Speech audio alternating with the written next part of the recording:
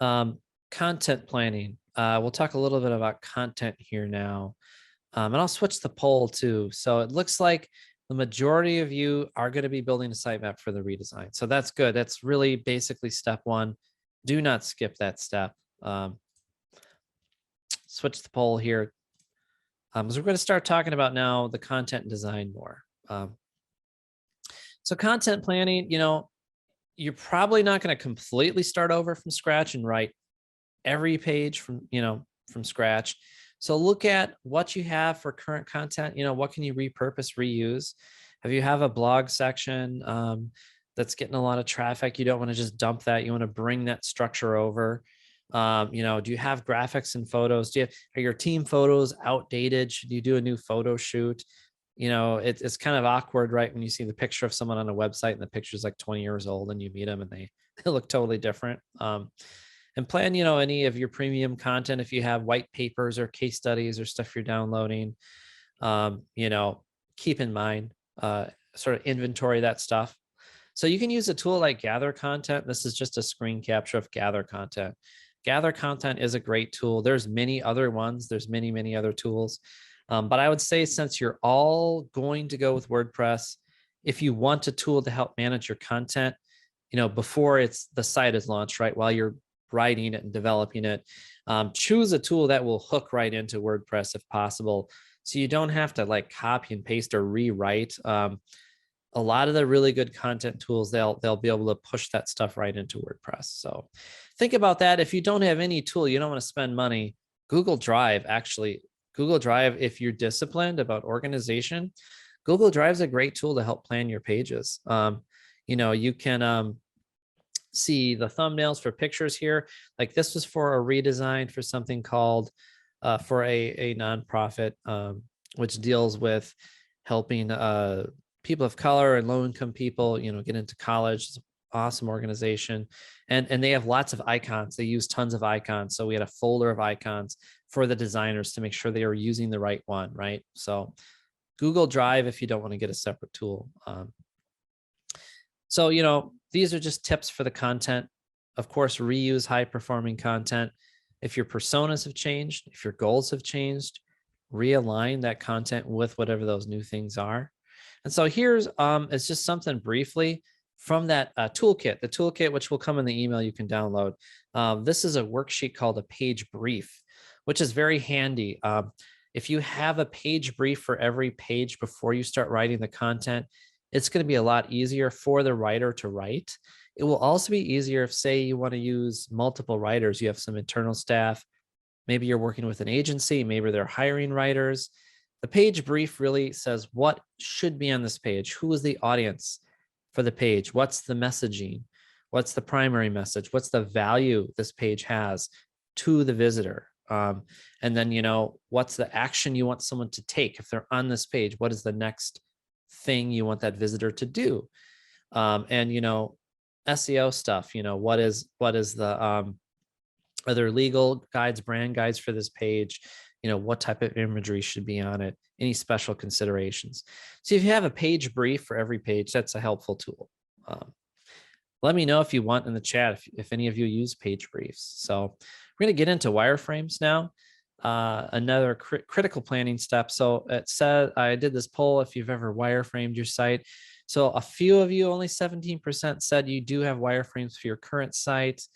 Most of you said you had some, but your site maybe has changed. It's not really following the original wireframes. So what a wireframe is, I'll just show you some examples. Wireframes are basically like a skeleton for a page. And they're just sort of no colors, no photography generally, no really design. It's the layout. It's how is our information going to be laid out, on the home page, on each program page or an event page or a blog page or our location. How are things going to be laid out? Generally, there isn't a wireframe for every single page on your new website.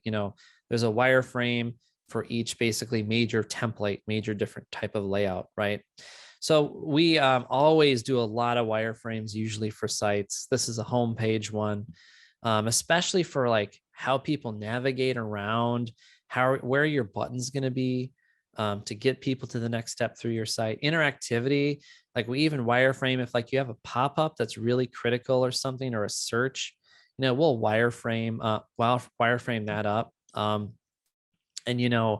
especially interactivity, this was a critical section of this website. This was where most people were going to go and do something on this website. This was the search engine for home ownership workshops. So this was a nonprofit that helps immigrants and low-income people and kind of people take financial training and get the skills and the resources in place to buy their first home. So awesome organization. A lot of interactivity in this section, so we wireframed it very, very accurately, very down to the little button, So I'll switch the poll again here. I'll try to leave some time at the end too for just Q&A on anything. You can ask questions about any of these topics really throughout this whole thing. So test your brand colors. So we're going to get into design, right? Look and feel. And that's really, a lot of it has to do with your brand and your colors. So it looks like about a quarter you have tested your brand colors for accessibility. Now, I just showed in that quick review, right? The accessibility review on that website. It looked like some of those brand colors were fairly light, definitely hard to use for accessible parts, right? So plan your look and feel. The visual look of your website, it does make a difference with how well it's going to help your mission, how well it relates to your key audience and that kind of thing. So brand colors, they're better for accent, actually. And this is what we've kind of found, even just briefly when we looked at that one site.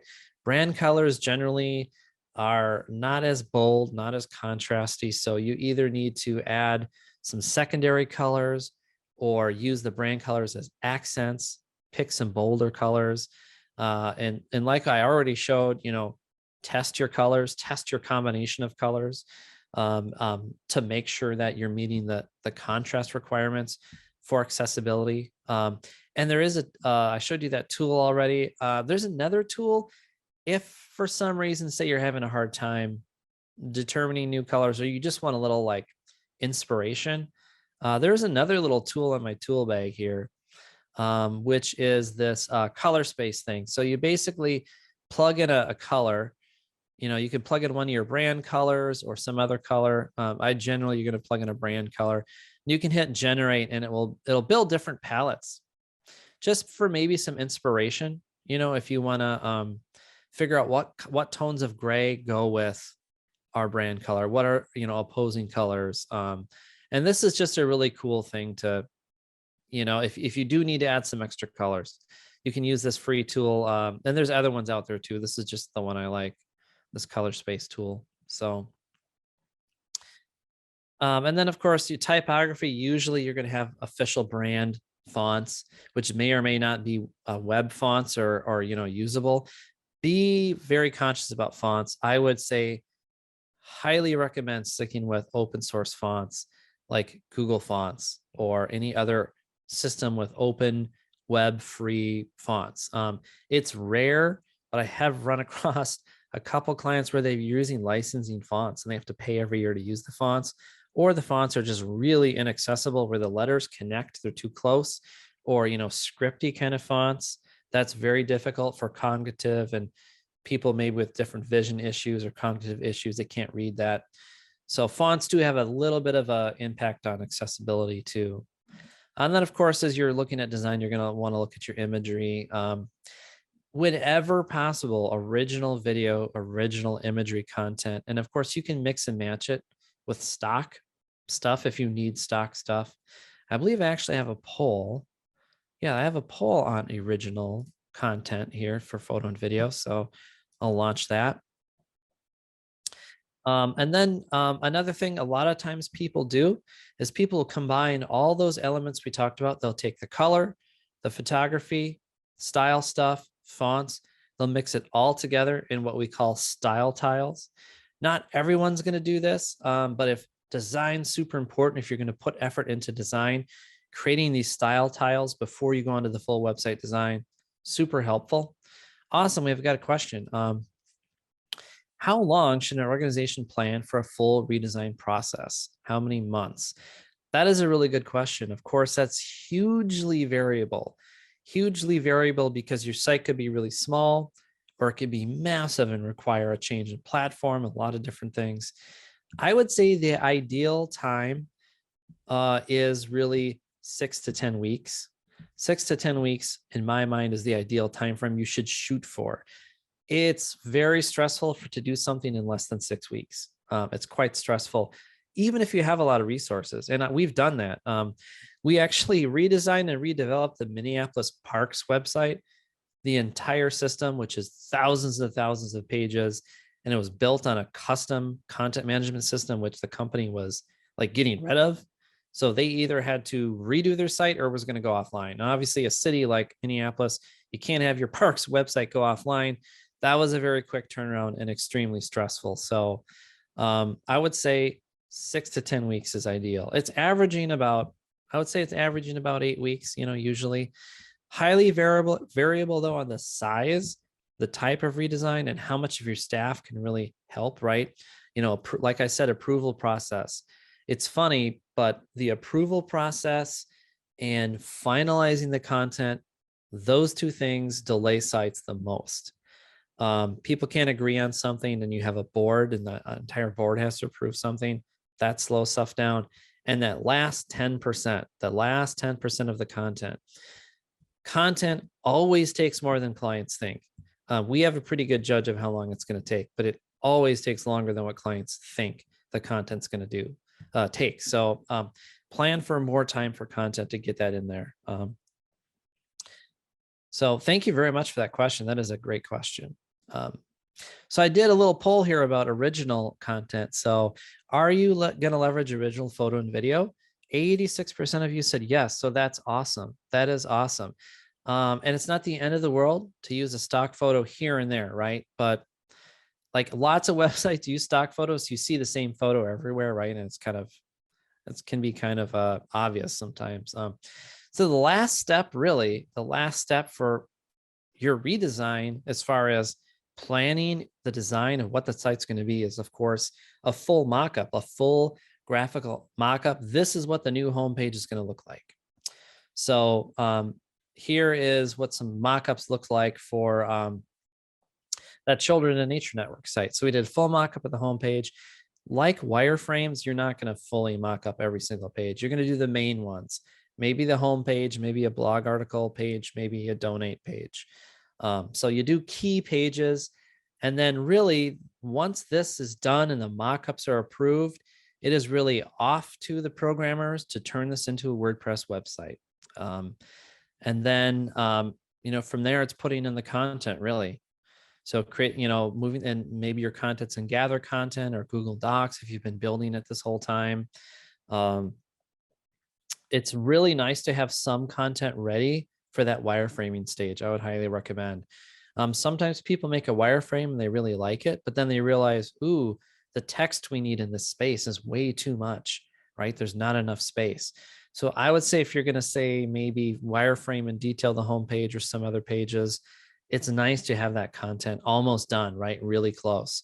So you can put the real content in the wireframe, make sure you have enough room, right? So now it's really just about putting that content in there and continually go back to your strategy. The worst thing is to have a good strategy and a good, page brief and a good SEO brief for each page and then never use it. So make sure you go back to that. Make sure you bake into your content the things like language to reach your goals for your audience, the SEO, accessibility, all that stuff. Another little thing from this toolkit, which you can have for free, it's coming in the email, is an SEO on-page worksheet, right? Just to keep in mind and have a little checklist of all the SEO things you need to keep in mind for your page content. And this is a fairly simple worksheet, but it does a really good job of kind of keeping your mind on the things you want to, you need for your page. That's really all the kind of tips and tricks and tools I have to show you.